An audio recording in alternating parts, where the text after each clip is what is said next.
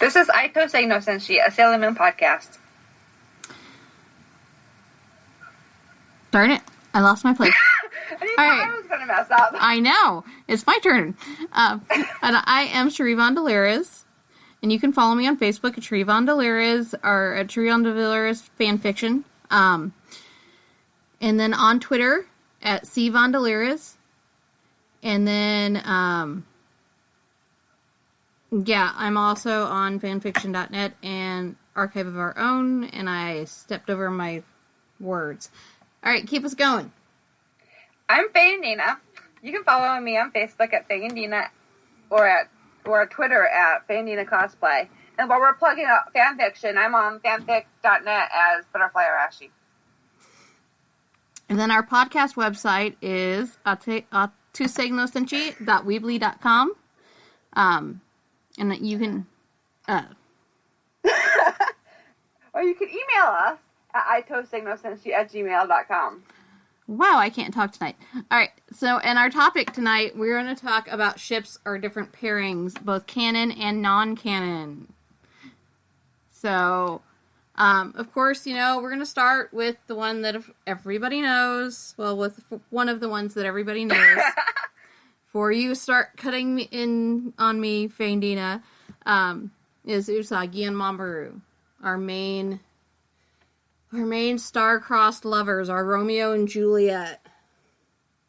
As it is the major relationship in the series. You got our Sailor Moon, who is Usagi, so she's our heroine, and Mamoru is the love of her life, and I do find humor in it being, even though I'm not a huge fan of the way that Mamoru was portrayed in the 90s anime, I do get a good chuckle out of Mamoru being the damsel in distress and not having nearly as much power as Usagi.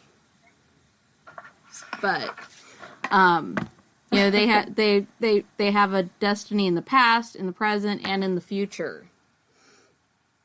So, they were lovers in the original Silver Millennium, which I always think that story is really beautiful, and that's where that Romeo and Juliet reference really comes to for me, is they were not allowed to be together, but they were together anyway.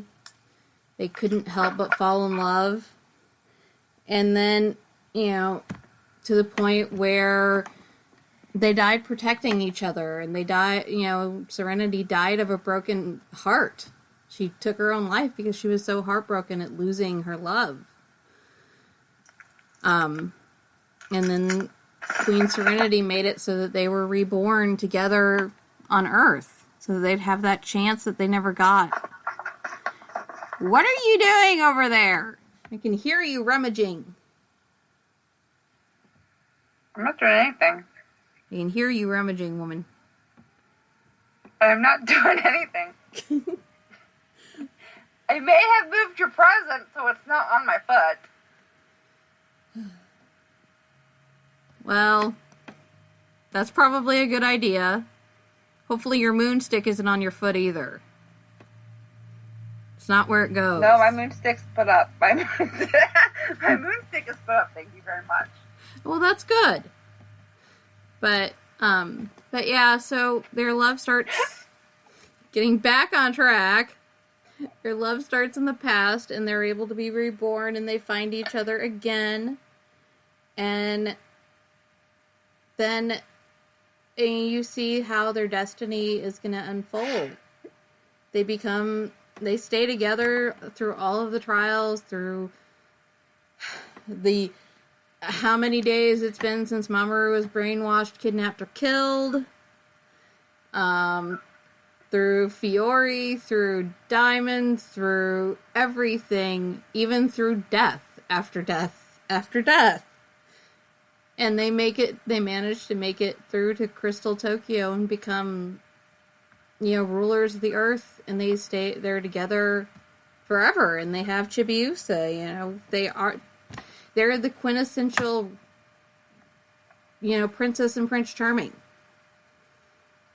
So obviously, you know, they're the biggest ship in the whole series. You can talk about this one too, not just the one you want to talk about. I'm not waiting for you to finish. And the only thing that really bugs me about the whole Mamoru and Usagi thing, and about them being together in the future, which is something I know that kind of gets you, because you and I have talked about this too. But the fact that they know that Chibiusa is coming kind of puts a damper on, well, you know, because they both love Chibiusa. Yes. It does, and I think I get what you're getting at, because it's something. I'm trying to figure out how to say this without trying to sound like I'm bashing them, which I'm not.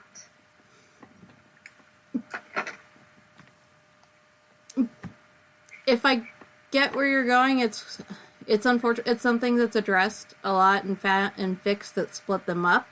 Mm-hmm. Of the problem of, well, if they split up, what happens to Chibiusa?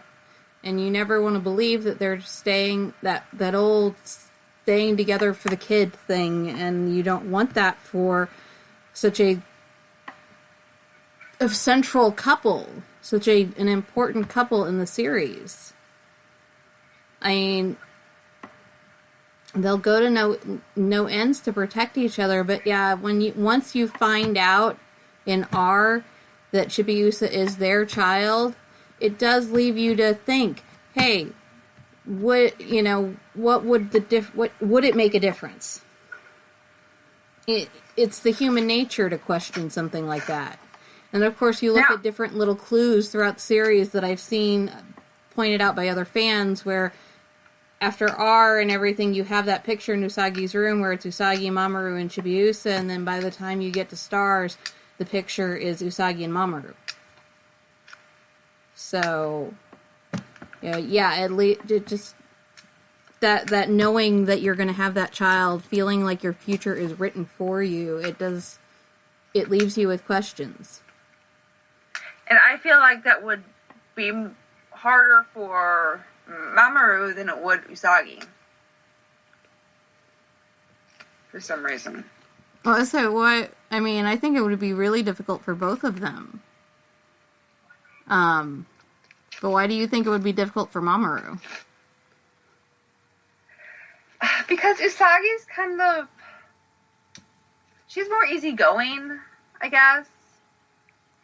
She's more of... I don't know. It's just... I just get that feeling. It's like, 'cause when she finds out, you know, about her past and everything, she gets to that point where she's just all... you know, where it's too much, but then she just goes on. And this is after, you know, after everything with, because she has a family, and he doesn't. I don't know. I just kind of do. And now I'm babbling. No, I get that perspective. I think, and I get that, I think for me, I look at all the stuff that I've read where they explore that topic, and I think that it would be really, really difficult for Usagi, because Usagi wants everybody to be happy, and she loves everyone. So to think I can definitely see her valuing everyone else's happiness and everyone else's future and what's supposed to be over her own. So I just think it's a matter of perspective, but I do think that there's something very, very, you know, pure and noble about that destined love piece. Okay. I think I get what I'm trying to say now. I can see her more easily following what's supposed to be and what's supposed to happen more than he does, more than he would. Yeah. Does that make sense? I think so, yeah.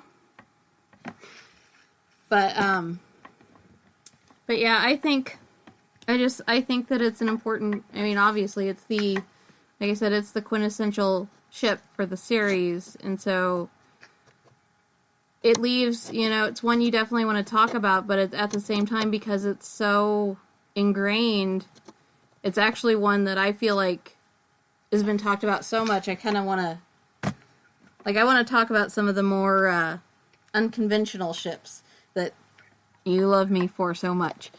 Anyway. I hate that. Why don't we move on to the one that you want to talk about? Oh, you mean Haruka and Michiru? Right. This you're in the driver's seat here, honey. Just because I cosplay Haruka doesn't mean you can't drive.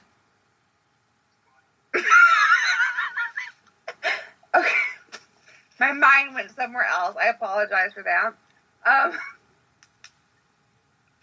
Okay. Blame her. I don't know who I'm pointing to, but I'm pointing. Blame her. I was say, this one is not me. I'm the one you wanted to murder earlier tonight, so... Oh, I go through all range of emotions with you in 5 minutes. You do. So, alright, so why don't we talk about your OTP? Oh, you mean besides the fact that they're perfect? Say more. I'm going to sound like my kid's therapist. Say more. Okay. Seriously. They are, if I were to believe in soulmates, it would be Haruka and Michiru. They can follow each other without even knowing, without the other one saying exactly what they're doing. Like in Stars, like the very end of Stars. They can, and I believe that they can sense each other there. I think a lot of, in the anime, a lot of their more flirty, Michiru in the dressing room with Haruka. I very well believe that, or Michiru in the dressing room with Seiya. With I E.T.? very well believe that she knew Haruka was coming when Haruka was coming. Whether or not Haruka always shows up at the end of every show at that time, or whether or not that she actually can feel her, I believe that they can feel each other's presence. They are so very in sync with one another. And I'm losing my voice. You can't lose your voice. Not now. I'm trying not to. I mean, I gave you the floor with your OTP. I know, right? Okay. I mean, they're just... They follow each other, no questions asked, because they trust each other that much. There's not much more you can really...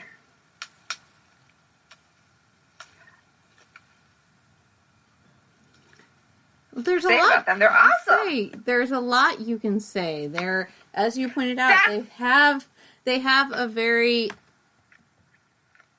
connected way of moving. It's almost magnetic, and it's the way that I have described it on more than one occasion. It's a dance. It's like a dance that they've been doing forever. The way that they move. So even someone who is a non-OTP person, period. I know everyone probably hates me now, but that's okay. I do not have an OTP. I only have one no-TP, but I have no OTP. Even I recognize that they are incredibly in sync. They are very intuitive with one another, and they both have such a strong level of commitment, not only to each other, but to their mission. To their mission, to their duty, to their princess. That they are willing to give and sacrifice everything and get their hands dirty so that their princess doesn't have to.